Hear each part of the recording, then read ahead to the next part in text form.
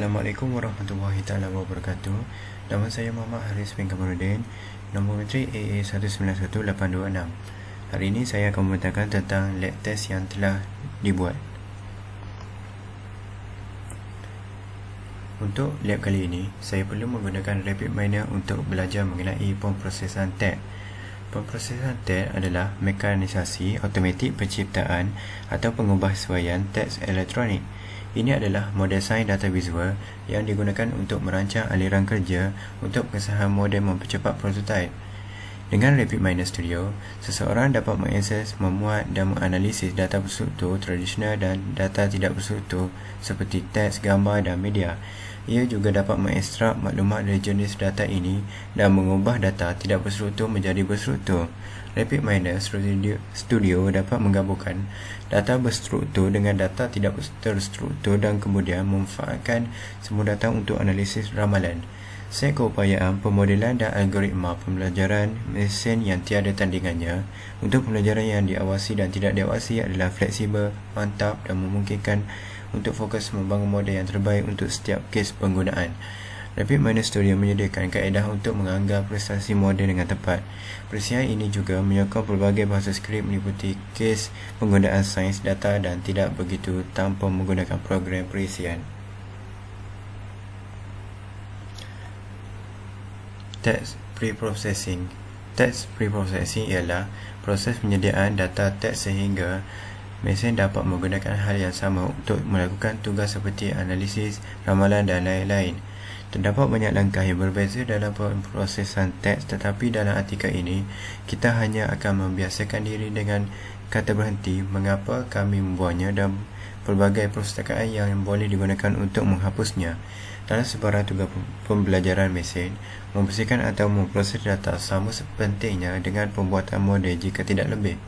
Dan berkaitan dengan data tidak berstruktur teks seperti teks, proses ini lebih penting lagi. Objektif kerana ini adalah untuk memahami pelbagai langkah prosesan teks dengan contoh kod. UCI Repository. UCI Machine Learning Repository adalah kumpulan pekalan data, teori domain dan perjalanan data yang digunakan oleh komuniti pembelajaran mesin untuk analisis empirik algoritma pembelajaran mesin. Ia digunakan oleh pelajar, pendidik dan penyelidik di seluruh dunia sebagai sumber utama set data pembelajaran mesin. Sebagai petunjuk kesan arkib telah dikutip lebih dari 1000 kali. Beberapa ciri bermanfaat dari segi repository UCI termasuk hampir semua set data diambil dari domain berbanding dengan sintetik, yang bermaksud bahawa mereka mempunyai kualiti dunia nyata. Set data merangkumi pelbagai perkara dari biologi hingga fizik zarah. Perincian set data diringkaskan oleh aspek seperti jenis atribut, jumlah kejadian, jumlah atribut dan terbitkan dan dicari. Set data dipelajari dengan baik yang bermaksud bahawa ia terkenal dari segi sifat menarik dan hasil yang diharapkan baik ini dapat memberikan asas yang berguna untuk perbandingan. Sebilangan besar set data berukuran kecil beratus-ratus hingga beribu contoh yang bermaksud bahawa anda boleh membuatnya dengan mudah dalam penyutin teks atau MS Excel dan menyemaknya. Anda juga dapat memperagainya dengan mudah di stesen kerja anda. Untuk soalan 1, untuk memuat naik set data Reuters 5050, anda mesti membuka mesin carian anda dan menaik UCI Repository pada tab carian anda. Kemudian ia akan membawa anda ke laman utama repository pembelajaran mesin dan tekan Reuters 5050 di tab carian. Kemudian ia akan membawa anda ke set data Reuters 5050 dan klik pada folder data. Ekstrak set data yang dimuat turun. Kemudiannya masukkan create data folder dan terhasillah 4 auto ini. Untuk membuat dan memilih fail kelas, klik butang edit list. Kemudian ia akan membuka menu parameter edit. Klik pada logo folder untuk memilih fail.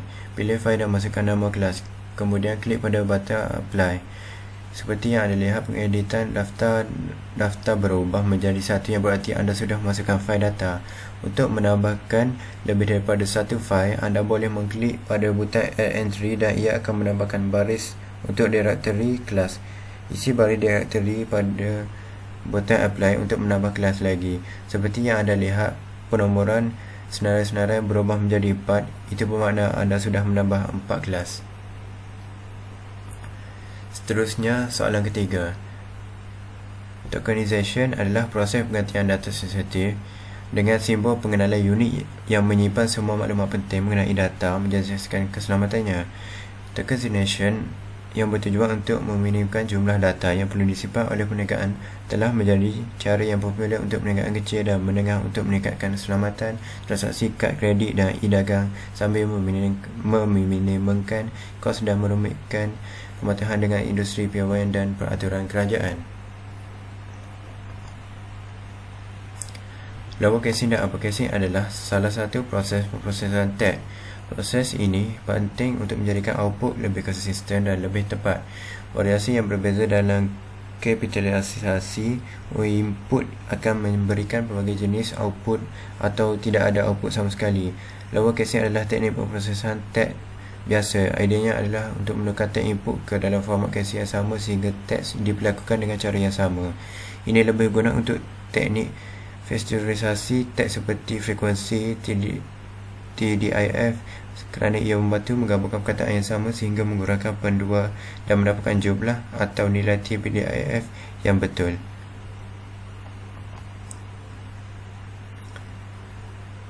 Stopword biasanya terdapat kata dalam bahasa Inggeris tidak, dan sebagainya. Mereka sering dikeluarkan dari teks kerana tidak memberikan maklumat berharga untuk analisis hiliran. Dalam kes seperti penandaan bahagian ucapan, kami tidak boleh menghapusnya kerana memberikan maklumat yang sangat berharga mengenai pos. Sebenarnya kata kunci ini adalah disusun untuk pelbagai bahasa dan kami dapat menggunakannya dengan selamat. Sebagai contoh, sebenarnya kata berhenti untuk bahasa Inggeris dan package NLTK dapat dilihat di bawah. Stemming adalah proses mengurangkan perkataan yang terbalik atau kadang-kadang diturunkan ke bentuk batang, pangkal atau akar kata mereka. Contohnya, jika terdapat dua kata dalam korpus berjalan dan berjalan, maka batang akan menggunakan akhiran untuk memudahkan berjalan. Tetapi katakan dalam contoh lain, kita mempunyai dua kata konsol dan penghiburan. Penyekat akan membuang akhiran dan menjadikan konsol yang bukan perkataan bahasa Inggeris yang tepat. Terdapat beberapa jenis algoritma stemming yang ada dan salah satu yang terkenal adalah portal streaming yang banyak digunakan. Kita boleh menggunakan package NLTK untuk perkara yang sama. Kesimpulannya adalah produk dan ciri RapidMiner adalah ledakan saiz data yang memberikan keupayaan yang kuat untuk pengguna dengan antarmuka yang mesra. Pengguna yang membolehkan pengguna melakukan produktif semasa bekerja dengan data dari awal. Oleh itu, setiap komponen alat ini mudah dikendalikan. Pengguna mendapat sekumpulan alat yang dapat memanfaatkan bahkan data yang tidak relevan, tidak dapat teratur dan tidak berguna untuk membuat aliran kerja dan model data. Ini dapat dicapai dengan memungkinkan pengguna dan pasukan mereka menyusun data dengan cara yang mudah untuk mereka fahami. Untuk melaksanakan fungsi yang berkaitan dengan saiz data, RapidMiner menawarkan produk yang dapat digunakan untuk memudahkan akses data dan pengelolaan sehingga memudahkan pengguna mewarnai, menilai dan mengakses semua data seperti teks dan gambar. Hasil yang diproses kemudian dapat digunakan untuk membuat keputusan yang masuk akal yang paling sesuai untuk anda dan organisasi anda. Sekian, ini sahaja daripada saya. Terima kasih.